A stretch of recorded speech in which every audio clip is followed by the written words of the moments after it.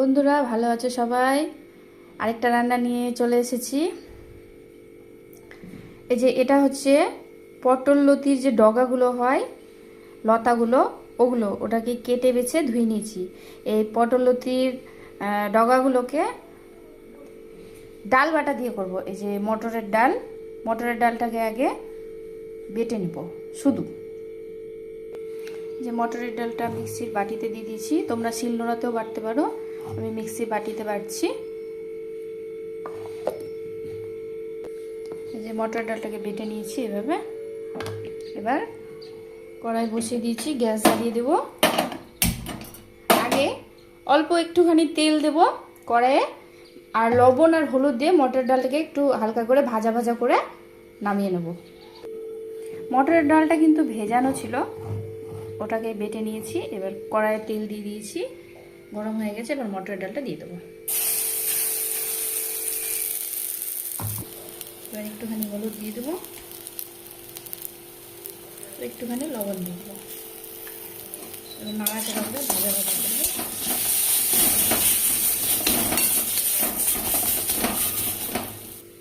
এই যে ভাজা হয়ে গেছে। এটা ভাজার কারণটা হচ্ছে কাঁচা গন্ধটা যেন না থাকে, সেই জন্য নামিয়ে নেব। যে নামিয়ে নিলাম। তোমরা চাইলে এটাকে ছোট ছোট বড়াও করতে পারো, আমি বড়াটা করলাম না, আমি এভাবে ভেজে দেখালাম। এবার কড়াইয়ে তেল দিয়ে দেবো অল্প।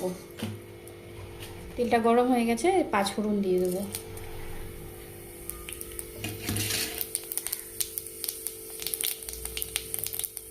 পাঁচ ফোড়নটা ফুটছে, এবারে যে ডগাগুলো দিয়ে দেবো।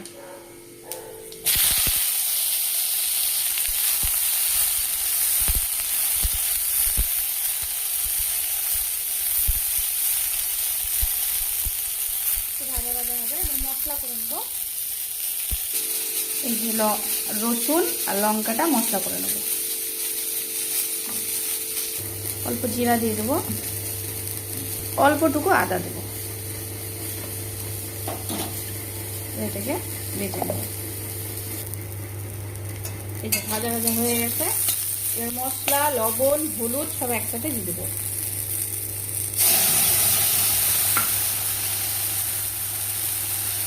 পরিমাণে একটু লবণ, পরিমাণ মতো হলুদ। এইটাকে কষাবো।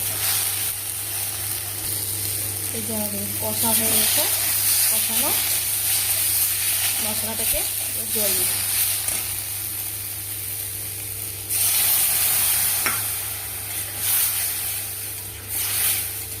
একবার ফুটে উঠবে, তারপরে ডাল বাটাটা দিই। এই যে ফুটে উঠেছে, এই যে আমাদের ডগাগুলো হয়ে গেছে। এই যে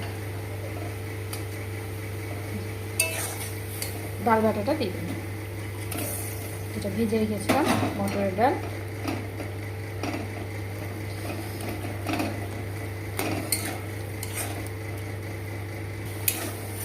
এই যে এভাবে ডাল এগুলো দলা দলা হয়েছে, খুন্তি দিয়ে দেবে দেবে ভেঙে দেবে, দিয়ে মাখা মাখা করে নামিয়ে নেব। আমাদের মটরের ডাল বাটা দিয়ে হয়ে গেছে পটলের ডগা। এবার নামিয়ে নেব। গ্যাস বন্ধ করে দেবো।